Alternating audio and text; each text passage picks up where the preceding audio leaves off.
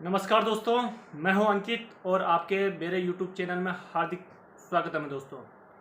और दोस्तों, काफ़ी दिनों से मैं वीडियो नहीं बना पाया हूं, कुछ व्यस्तता के कारण मेरी वीडियो आपके पास नहीं आ पाई है दोस्तों, और मेरे YouTube चैनल में नहीं आ पाई है। और दोस्तों, आज का विषय हमारे एक महत्वपूर्ण विषय है कि जो हाजिरी माफ़ी होती है दोस्तों, जो न्यायालय में जब हम हाजिरी माफ़ी देते हैं वह क्या होता है, और हाजिरी माफ़ी लिखते हुए क्या क्या किन किन बातों का ध्यान में रखना चाहिए दोस्तों। और हम बात करेंगे सीआरपीसी की धारा 205, और दोस्तों उसमें बताएंगे हम कि इस पे क्या क्या प्रावधान है, और इसमें हम पूरी जानकारी बताएंगे दोस्तों। तो आज हम आपको एक महत्वपूर्ण जानकारी से रूबरू कराएंगे दोस्तों। और जो अधिकार न्यायालय ने अभियुक्तों के लिए या न्यायालय ने जो दोस्तों वकील या वकालत में आए उनके लिए यह महत्वपूर्ण जानकारी है दोस्तों। और इसमें हम आपको बताएंगे कि हाजिरी माफ़ी क्या होती है, और हम हाजिरी माफ़ी कैसे लिखी जाती है, और किस धारा के अंतर्गत यह प्रावधान हमें दिया गया है दोस्तों। और दोस्तों, जो हाजिरी माफ़ी होती है दोस्तों, जो हाजिरी माफ़ी का अधिकार आपराधिक मुकदमे में ही दी जाती है, क्योंकि जो सिविल मुकदमे रहते हैं दोस्तों, वो किसी प्रकार का कोई भी अपराध नहीं होता है दोस्तों, आपको मैं बता दूं। और दोस्तों, और जो सिविल मुकदमे रहते हैं दोस्तों, वादी या प्रतिवादी अगर अनुपस्थित होते हैं तो एक साधारण पत्र पर जो न्यायालय में अनुपस्थिति के कारण जो बताते हुए पेश करना होता है दोस्तों। और सिविल मुकदमे में किसी भी प्रकार का कोई भी आपराधिक मुकदमा नहीं होता है दोस्तों। और आपको यह भी बता दूं दोस्तों कि क्रिमिनल मुकदमों में अगर कोई अभियुक्त न्यायालय में आने से असमर्थ है, या न्यायालय में नहीं आ सकता है, या उसके पास कोई उचित कारण है जो वो न्यायालय में उपस्थित नहीं हो सकता है दोस्तों, तो ऐसी हाजिरी माप आप अपने अधिवक्ता वकील के द्वारा आप न्यायालय में दी जाती है दोस्तों। और हम आपको आज पूरी जानकारी बताएंगे दोस्तों कि हाजिरी माफ़ी की जानकारी के बारे में। और दोस्तों, आपको मैं बताऊंगा कि हाजिरी माफ़ी क्या है, और यह किस धारा के अंतर्गत हमें यह प्रावधान दिया गया है दोस्तों। तो दोस्तों, किसी अभियुक्त के पास अगर न्यायालय द्वारा कोई समन जारी किया गया है, या अभियुक्त को कोई आपराधिक मुकदमा न्यायालय के अंदर कोई विचाराधीन है दोस्तों, और अगर अभियुक्त न्यायालय में जो अनुपस्थित होने में असमर्थ है दोस्तों, तो अभियुक्त द्वारा हाजिरी प्रार्थना पत्र जरिए अधिवक्ता द्वारा जो सीआरपीसी की धारा 205 यानी कि दंड प्रक्रिया संहिता 1973 के अंतर्गत यह प्रावधान हमें दिया गया है दोस्तों।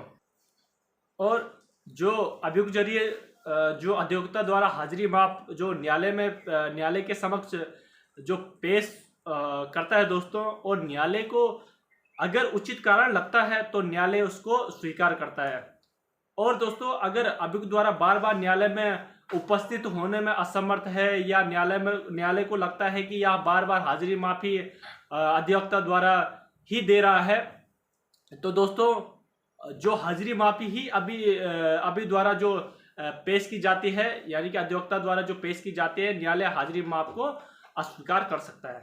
तो दोस्तों, यह वीडियो भले छोटी हो पर आपके लिए बहुत क्रम के दोस्तों। और मैं दूसरे बिंदु पर चर्चा करूंगा दोस्तों कि जो हाजिरी माफी कैसे लिखे। बहुत सारे लोगों का मुझसे प्रश्न रहता है कि अंकित जी, हाजिरी माफी कैसे लिखे है। तो दोस्तों, मैं आपको बताने जा रहा हूं कि हाजिरी माफी कैसे लिखते हैं। तो दोस्तों, जो हाजिरी माफी लिखते समय बहुत सी बातों को ध्यान में रखना चाहिए दोस्तों, और ध्यान में रखने योग्य है दोस्तों। जैसे हाजिरी माफी एक साधारण से पेज में आप जो वाइट पेज रहता है, A4 या A4 का पेज रहता है दोस्तों, उसमें आप ऊपर से न्यायालय का नाम, जो न्यायालय जिस न्यायालय में आपका मुकदमा चल रहा हो, उसमें आप न्यायालय का नाम लिखकर, और वाद संख्या, सन या आपराधिक मुकदमा जिस न्यायालय में संबंधित है उस न्यायालय का नाम लिखना है। तो दोस्तों, हाजिरी माफी लिखते समय बहुत सी बातों का ध्यान में रखना चाहिए दोस्तों। जैसे हाजिरी माफी साधारण एक सफ़ेद पेज पे लिखी जाती है दोस्तों, जिसके ऊपर न्यायालय का नाम भी अंकित होता है, और जिस न्यायालय में अभियुक्त का आपराधिक मुकदमा विचाराधीन है उस न्यायालय का नाम भी अंकित होना चाहिए दोस्तों। और उसके पश्चात दोस्तों, जो जो नीचे मुकदमे का उन्वान लिखा जाता है दोस्तों, यानी कि उन्वान जो मनी केस टाइटल रहता है दोस्तों, जिस नाम से केस चल रहा है या उसके पश्चात किस धारा में चल रहा है, वह भी लिखना चाहिए दोस्तों। और दोस्तों इस फिर विषय लिखना होता है, इसका विस्तार से मैं नीचे आपको मैं बताऊंगा दोस्तों किस प्रकार से लिखी जाती है दोस्तों। और उनसे पहले दोस्तों हाजिरी माफ़ी कैसे लिखी जाती है, उससे पूर्व मैं आपको ये बताना चाहता हूं दोस्तों कि हाजिरी माफ़ी लिखते समय किन किन बातों का ध्यान में रखना अनिवार्य है। तो दोस्तों मैं पहला जो बिंदु बताऊंगा यह बहुत इम्पोर्टेंट जानकारी है दोस्तों, क्योंकि यह जो नए नए वकील है या नए नए कोई स्टूडेंट है उनके लिए बहुत ये फ़ायदेमंद रहेगी दोस्तों ये वीडियो। और दोस्तों जो मैं पहला बताऊंगा, हाजिरी माफ़ी एक साधारण सफ़ेद पेज में लिखी जाती है दोस्तों। और दूसरा है हाजिरी माफ़ी का एक उचित शुल्क होना चाहिए, जिसको कोर्ट फीस कहते हैं दोस्तों। कोर्ट फीस में आप 2 रुपये का लगता है, 3 रुपये, जिस न्यायालय में जितने का फीस एक्ट में होगा दोस्तों। और दोस्तों तीसरा है हाजिरी माफ़ी के ऊपर न्यायालय का नाम अंकित होना जरूरी है, ये आपके लिए सबसे बड़ा मेन पॉइंट है दोस्तों। और उसके पश्चात अभियुक्त का मुकदमा जिस न्यायालय में विचाराधीन उसका नाम।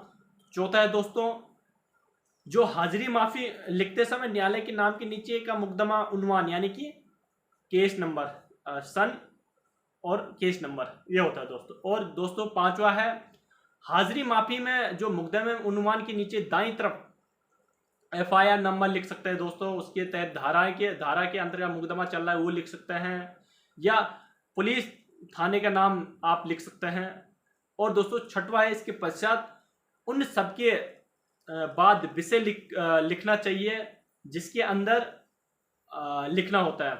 और दोस्तों जो हाजिरी माफ़ी का जो पत्र रहता है और वो अंडरलाइन आप कर सकते हैं।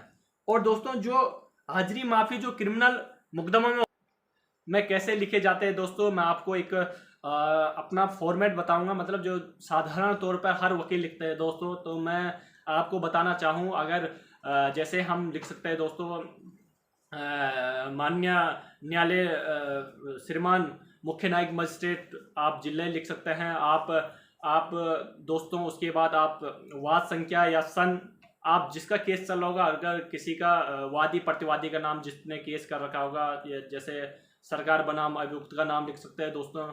और उसके बाद आप जरूरी भी अगर आप चाहे तो दोस्तों आप ये लग सकते हैं CRPC की धारा 205 के तहत हाजिरी माफ़ के संबंध में। अगर आपको लगता है, अगर आप अच्छे तरीके से लिखना चाहते हैं तो आप इसको लिख सकते हैं। तो दोस्तों उसके बाद आप साधारण तौर पे भी लिख सकते हैं दोस्तों कि प्रार्थना पत्र बाबत हाजिरी माफ़ी है। तो दोस्तों इसमें आपको लिखना है कि महोदय उक्तवाद में आज तिथि साक्ष्य हेतु नियत थी या पेशी हेतु नियत थी, और अभियुक्त ने अवगत कराया है कि प्रार्थी को बीमार होने के कारण न्यायालय में हाजिरी अदालत नहीं आ सकता है दोस्तों। और अतः न्यायालय से निवेदन है कि आज की अभियुक्त की आज की गैर हाजिरी अधिवक्ता द्वारा माफ की जाए। तो दोस्तों ये साधारण सा एक फॉर्मेट है, एक साधारण सा ये हाजिरी माफ़ी है। और इसमें आप ये भी लिख सकते हैं कृपया आप आगामी तिथि दीजिए, या इसमें आप किसी भी प्रकार से हो सकते हैं। जरूरी नहीं कि आपको साक्ष्य है तो बुलाया जा सकता है या आपको अन्य चीज़ के लिए बुलाया जा सकता है। तो आप इसमें अपना कारण लिख सकते हैं जिस कारण न्यायालय ने आपको बुला रखा हो, तो उसमें आप अपना कारण लिख सकते हैं। उसके बाद प्रार्थी अधिवक्ता जो भी आपका एडवोकेट होगा उस पर हस्ताक्षर करेंगे। उसके बाद जो टिकट होगा, न्यायालय का टिकट होगा, तो उसमें आप टिकट लगाकर न्यायालय के समक्ष पेश कर सकते हैं और उसके बाद आपको न्यायालय अगली तिथि देगा। तो दोस्तों आपको मेरी यह वीडियो कैसी लगी, और मुझे उम्मीद है आपको यह वीडियो अच्छी लगी होगी। और दोस्तों मिलते हैं आपको अगली वीडियो के साथ। और दोस्तों वीडियो को लाइक शेयर और सब्सक्राइब चैनल को जरूर करें दोस्तों। ठीक है, बाय।